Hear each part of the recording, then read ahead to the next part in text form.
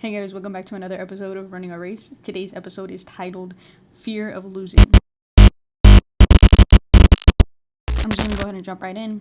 Start out with Jeremiah 8:6. It says, I have paid attention and listened, but they have not spoken rightly. No man relents of his evil, saying, what have I done? Everyone turns to his own course, like a horse plunging headlong into battle. When I was thinking about this, and just reading about it, in the fact that it was course, as in like a race course. We refer to it as running our race, race of life, right? Everyone turns to his own course. And those ideas together, it really just helped me understand that like people, we can follow other people's ideas, but it may not lead us into the correct idea or the winning idea, we could say, because of the title. But if we see here, it says they have not spoken rightly. So that means if they're not doing what's right, they're doing what's wrong. And me personally, I think when I've seen people doing wrong things, it has discouraged me to a certain extent, especially considering this race, right? But we also hear it all the time on social media, sometimes you'll be scrolling and they'll be like, oh, this is the reason I left church or I left Christianity. And it's like, okay, I understand where you're coming from, but just because that is the course that someone else is running, not necessarily the course that you're supposed to take. And of course, we have to think about it. Seeing other people lose or give up on their race, it's disheartening, it's disheartening to see it, but we can't let that be our perception. So this is like an episode of, I titled it Fear of Losing, but the point of it is to inspire anyone who's watching, anyone who's listening, to not lose and to not give up, or to not just throw the towel or follow what's trending because other people are doing it. It says here, everyone turns to his own course. Man, if we turn to our own course, what is that going to lead us to? It's not going to lead us to our original objective. And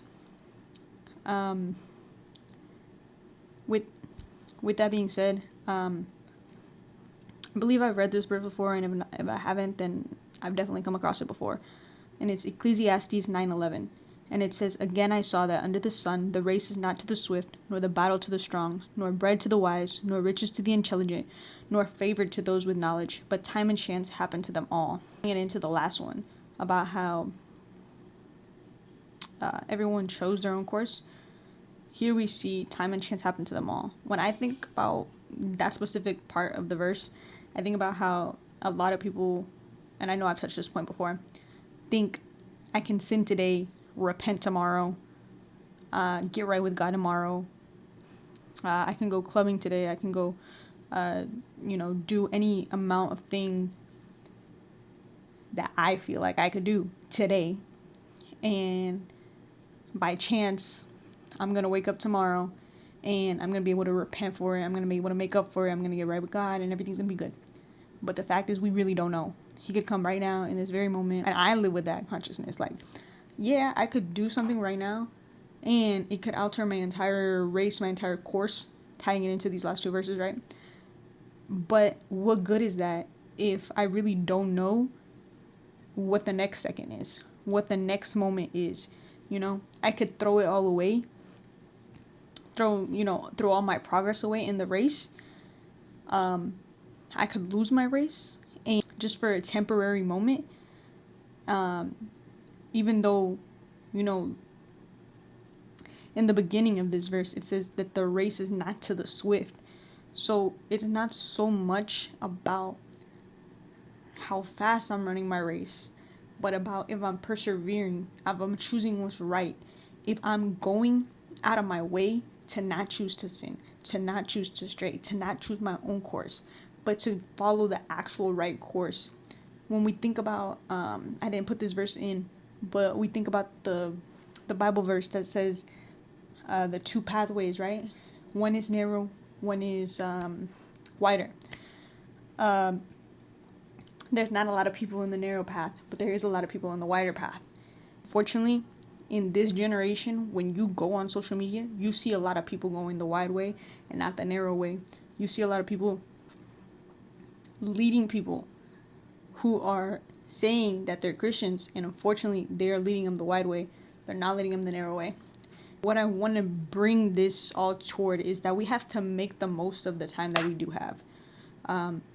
We really don't know, like I said before, how much time we have, but the race is not to the swift. It's about persevering. Just as a final thing to say, I have Psalms 19:5, and it says, "The sun comes out like a bridegroom from his bedroom.